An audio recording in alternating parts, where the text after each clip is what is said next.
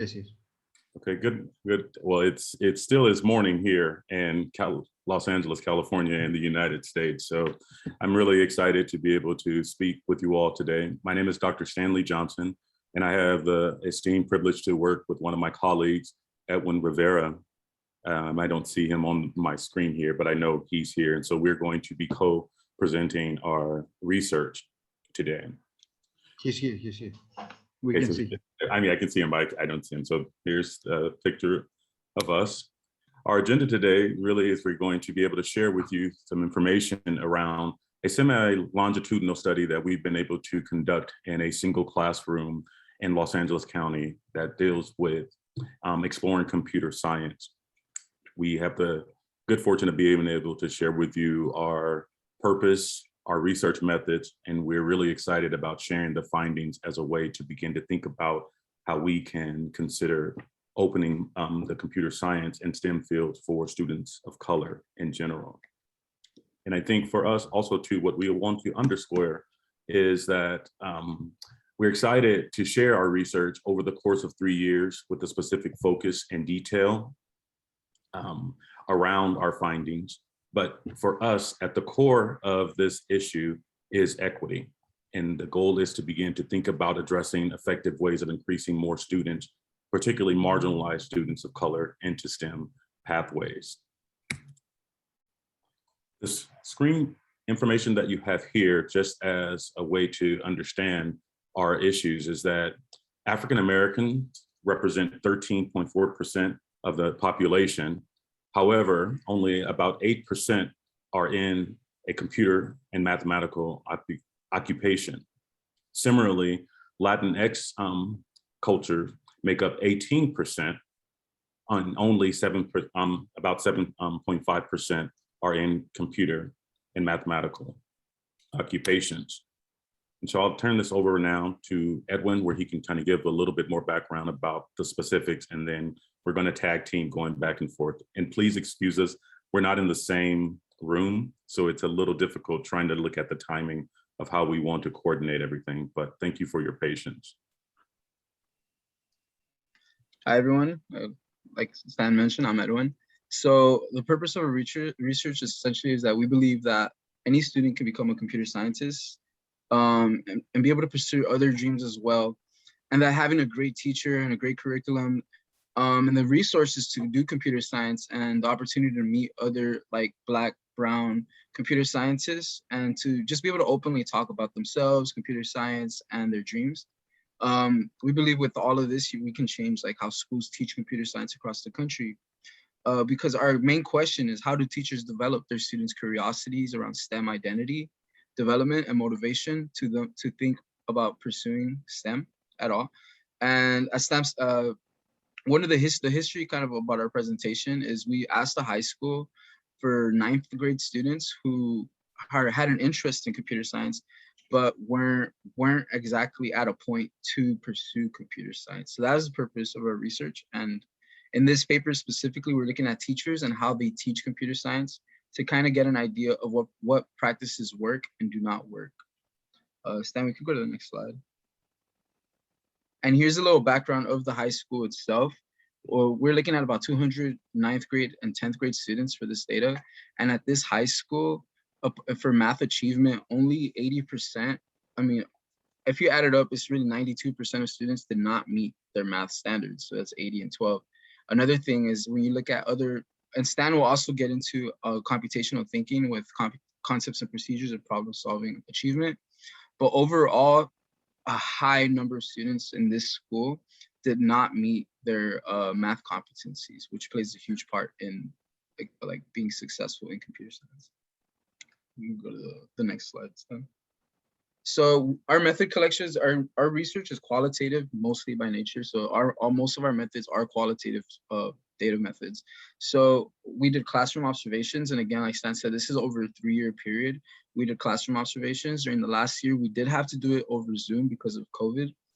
We did and we actually did classroom observations twice a week for those 3 years. Student surveys and questionnaires, we were giving students surveys in the beginning of school, in the middle of school, and throughout. And there were reflections to ask about the different things that we introduced them into in the course. And overall, there's like over 200 surveys as well. Teacher and student interviews, we interviewed every student and the teacher as well. And these data were really helpful in putting all this research together. And Stan, you could go to the next slide. And Stan will go over a couple of the key findings that came out of the report.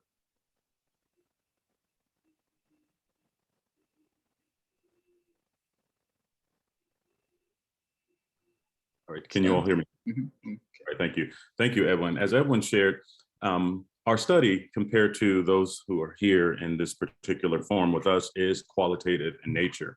And we had the very good fortune of following a teacher over a particular 3 years. And towards the end of the conclusion of our study, we did a very semi-structured interview where we wanted to look at his pedagogical approaches. And by this is really like his core values for why he believes that students must know and be able to learn certain techniques that are going to make them think and be proficient in terms of not only closing gaps in mathematics, but to increase their level of awareness in terms of thinking of entering into a STEM field.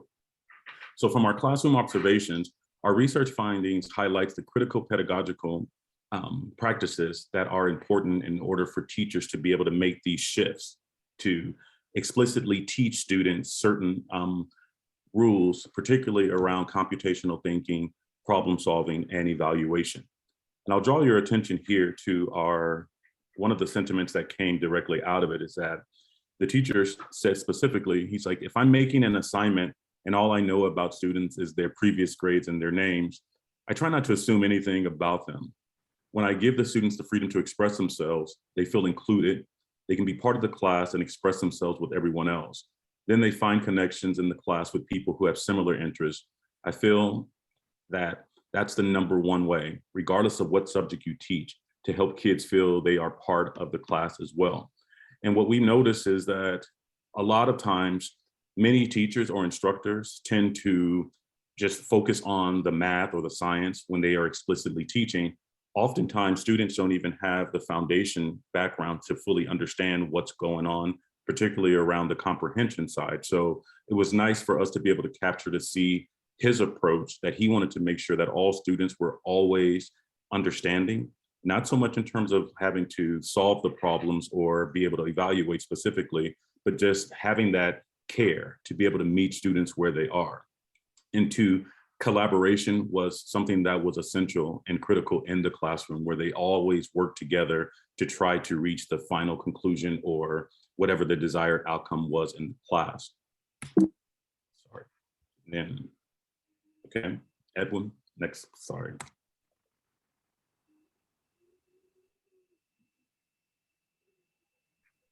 All right, Okay. so another practice that we saw in class that was very beneficial to students learning computer science was the teacher created affirming learning environments, and he was just reassuring the students that they had the capability to do this, because oftentimes students do not feel that they have the capabilities to do this, especially when you get into things like coding, which is a foreign language to them.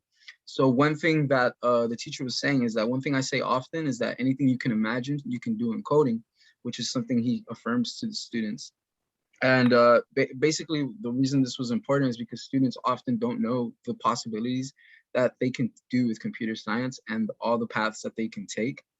And the reason for this is these students have had little to no access to these fields, and they actually do not know that many computer scientists like that are also Black and brown, or even white for that matter. They don't know any computer scientists. And so the affirming learning environments was demonstrating the teacher's care for students and letting them know who they are, where they come from, that it's all that is important and valued into this field. And that really played a huge role for students to learn computer science. Okay, and did I skip one, Edwin? I'm not sure. My screen is. No, we're connecting with guest speakers. Okay, and in terms of exposing students, one of the issues that we notice is that if you help students to be able to identify and see themselves in the field of STEM, that began to shift. We saw a lot of students from our questionnaires where many of them had not had any contact or familiarity with people of color or anyone in the STEM field. So we made it a point to ensure that we could provide them with guest speakers as well as take them on field trips. And after having the opportunity to interview them through the questionnaire, as well as just talking to them candidly, we saw a dramatic shift. And the teacher specifically also used a lot of that information to help guide his particular course offerings and how he would actually teach the information onto the student. And so to underscore this, one way of looking at it is that to be able to provide access and exposure to STEM industry professionals is key. No matter what it is, I think if you're looking at modeling something, students are very, very, very open to see and hear individuals who have actually gotten to what areas that they are interested in pursuing. And we made it a point to ensure that if we can place this information in front of them simultaneously, they could then begin to develop the knowledge, skills, and mindsets of feeling like I too can move into a STEM profession. And is that the last one, Edwin? Sorry, before, okay. So as Edwin stated earlier, one of the things that was extremely critical for us is that many of the students at this particular high school are performing far below basic when it comes to basic mathematical concepts. But what we've also seen is that after taking this particular course, their interests are piqued. And they also begin to see and close some of the gaps minimally. But for us, we're very fortunate to be able to continue our research with that's funded by the National Science Foundation to now be able to explicitly build students' mathematical and computational thinking. So for us, what we were very successful in being able to continue this kind of longitudinal work that's now going to continue to focus on exploring computer science, but we want to look specifically at computational thinking, particularly around two major areas, which is the ability to have students problem solve and learn how to deal with open-ended questions. I know for those of us who are here in this particular space, much of the work that we've been seeing earlier with linear regressions, analysis, and even kind of complex mathematical phenomena, it's basic for us. But a lot of these students, we can't take for granted that they have not had exposure to some of the ways in which math and problem solving will be critical, not only as they navigate through math and science courses, but to be able to also think about using this, as a way to leverage and close some of the gaps that they are beset with. So I think also, finally, what you see here is the future research that we're going to be doing. We're building upon the work that we were able to do for the last 3 years. And now we have a research practice partnership that is going to focus on these two primary computational thinking domains, because we believe that if we are able to explicitly teach and model this with the advent of near peer mentors working closely with the students and the teachers, we'll be able to explicitly get to the root of a lot of the issues that they are having, particularly in the areas of math. A lot of them have phobias and fears, but part of it is that many were not really willing to just jump into a math or science class because they have not had favorable experiences. And we believe that if we can create a culture where the students are able to work with individuals at UCLA who are pursuing STEM careers, we can actually hopefully be able to measure the growth and close the gaps that they have with math and science in general. And so for future research, most of what we have thought about specifically, again, from a qualitative perspective, is that our findings are extremely critical. It really is important for us to think about the ways that we engage with students. I don't think that we understand how important it is to be able to meet them where they are and truly try to figure out ways to mitigate some of the challenges that they actually have, especially for students who do not come into our classrooms with a strong math and science background. I think, as Edwin shared also too, in terms of the teacher's role was to give the students a sense of autonomy.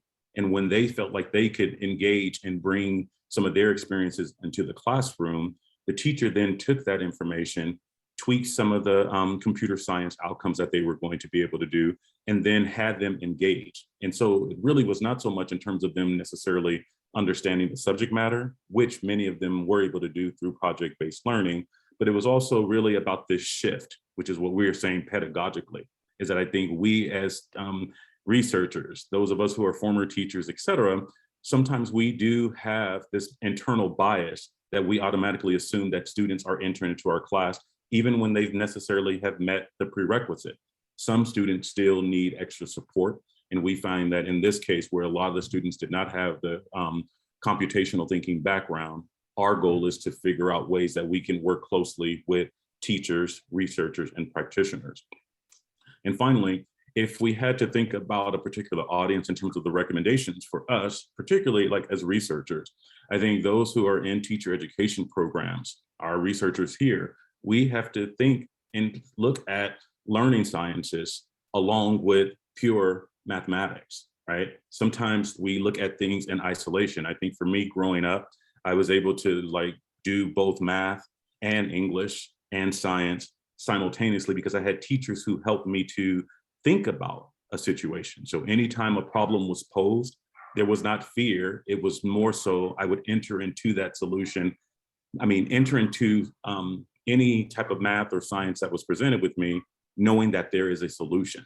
And so when we talk about the learning sciences, we also look at issues in terms of constructivist, Vygotskian ways of looking at using tools to help manipulate students to still get our desired outcomes. I think that that would be important. And our final recommendation is also looking at policymakers. For us, funding to support innovative ways of closing educational gaps, math in this particular instance, is important if we are going to close this gap in terms of looking to see how so many students of color, marginalized students do not have access to STEM. And I think the field in and of itself has to take seriously this issue. Otherwise, we're going to continue to widen this particular gap. And so again, Edwin and I were very fortunate to be able to have this grant from the National Science Foundation, where they were allowing us to do this, it's primarily mixed method, but heavily qualitative approach. That way it gives us a chance to enter and see and look at some of the nuances that I think would be critical in terms of closing these gaps. And so again, thank you very much. I know this was a very long process for us today. We started off a little bit late, but I also want to thank Dr. Nikos for helping to facilitate this.